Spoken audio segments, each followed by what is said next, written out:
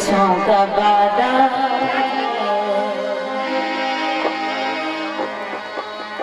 परसों का वादा करके गए हैं, अभी लौटने का इरादा नहीं है। परसों का वादा वादा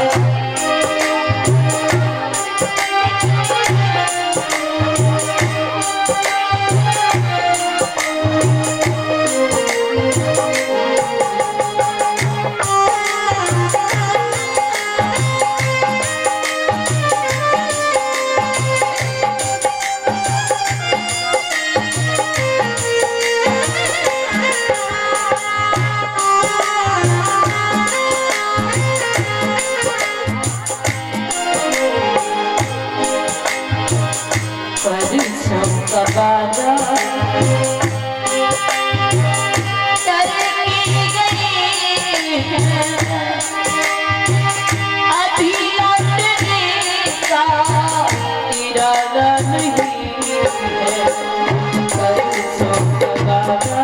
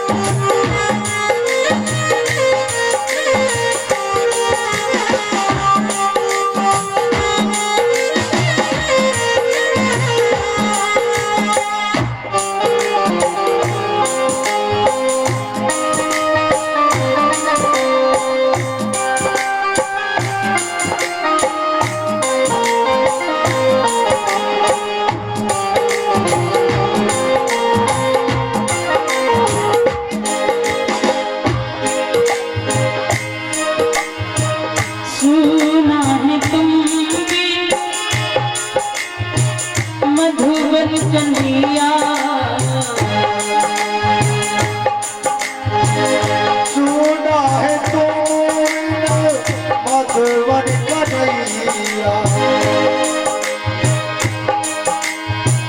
सुना है तुमने मधुबन कन्हैया, सुना है तुमने मधुबन कन्हैया, यहाँ गोपियों का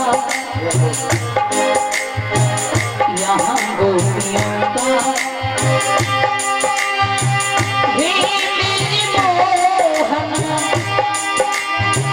यहाँ गोपियों का गुजारा न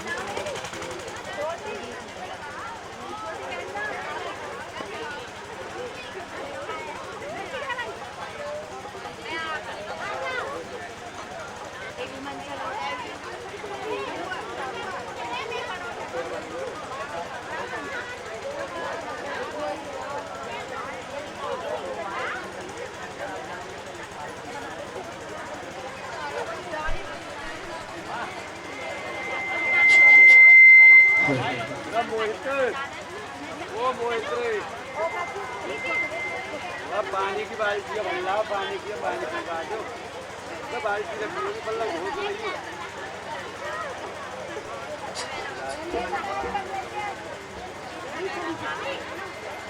गिलास तो ले लो, पानी पिलवा दो।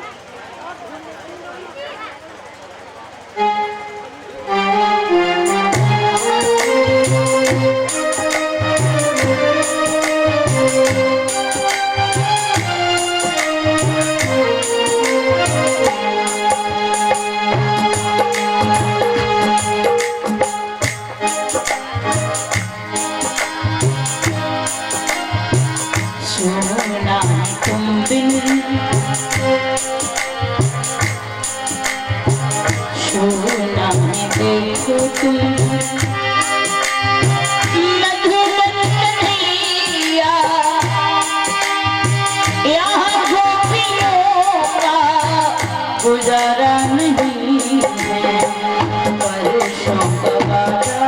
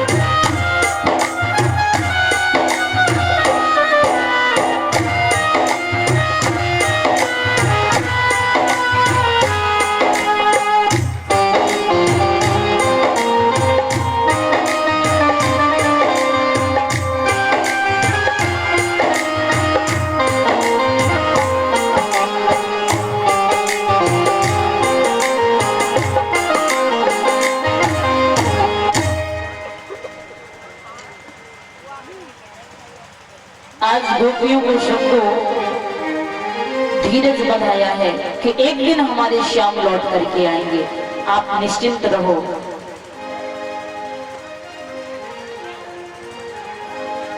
आज जब उधम चले जाते हैं, भगवान श्याम सुंदर द्वारका नगरी में रह रहे हैं, बड़े ही प्रसन्न हैं। इधर प्रमाण ये मिलता है महाराज कि कृष्ण भगवान का विवाह महाराज भीष्म की कन्या रुक्मिणी के साथ हुआ और इनके बड़े भाई बलराम जो थे उनका विवाह महाराज रेवतक जिनकी कन्या रेवती थी। महाराज प्रमाण ये मिलता है कि रेवती का जन्म सतयुग में हुआ था और रेवती की लंबाई 21 हाथ की थी।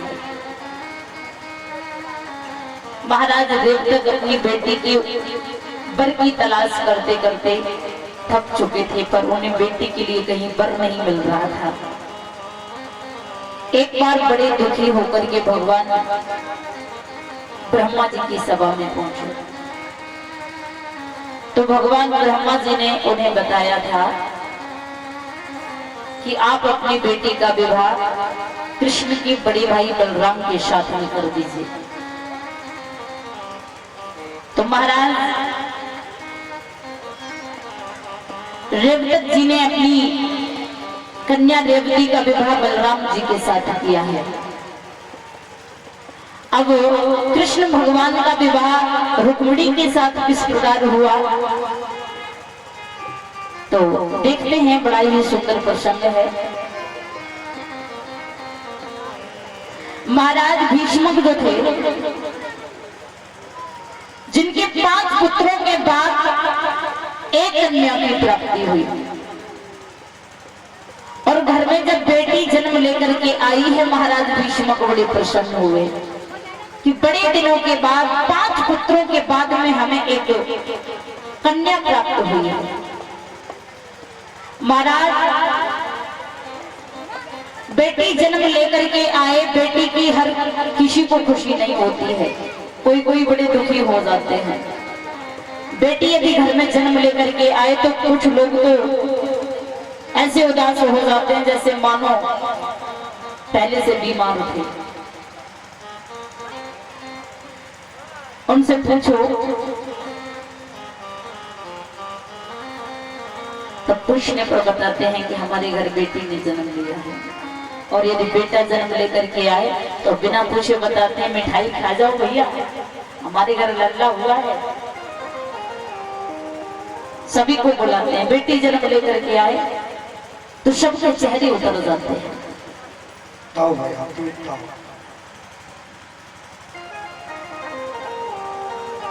पर ऐसा क्यों? कुछ घरों का ये नियम है, हर जगह नहीं। भला उस नारी का इसमें क्या दोष है जिस नारी ने एक कन्या को जन्म दिया? महाराज, उस नारी का कोई दोष न होते हुए भी उसे ही क्यों सताया जाता है यदि उसने बेटियों को ही जन्म दिया तो? सास ननद उस नारी को तंग करती हैं, उस बहू को घर में तंग करती हैं जिसने बेटियों को ही जन्म दिया है। अरे आप क्यों उन्हें तंग करती हो? आप भी तो एक बेटी ही थी।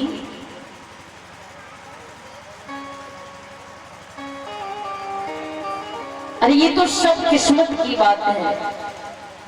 हार्ड मास की बेटी विधाता ने लपेटी, कोई बना बेटा तो कोई बनी बेटी।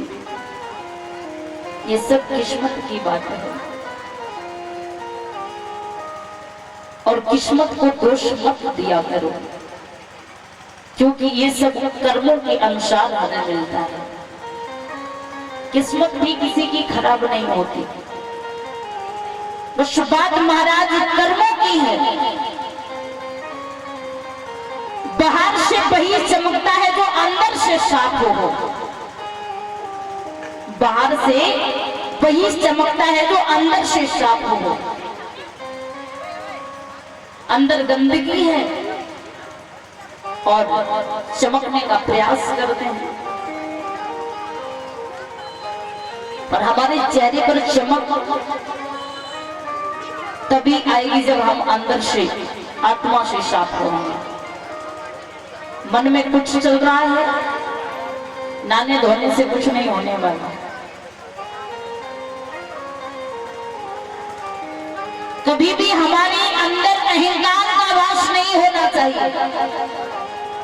एक कवि ने लिखा है कि अहंकार में तीनों गए, धन वैभव और वंश, ना मानो तो देख लो रावण कौरव कंस।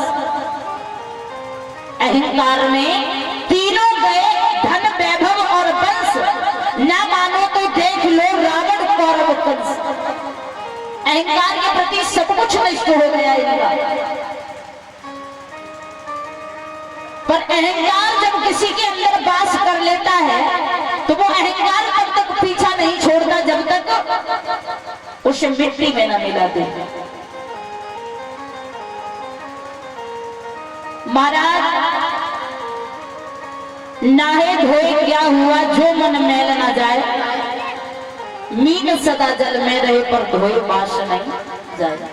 मछली सदैव जल के अंदर रहती है और उसमें से बदबू हमेशा आती रहती है। ये मत सोचिए कि हम बार बार स्नान करेंगे हम ज्यादा अच्छे लगने लगेंगे। मन को स्वच्छ बनाइए, मन को शीतल बनाइए। कहते हैं मन की तरंग मार लो बस हो गया भजन, आदत बुरी संभाल लो बस हो गया भजन।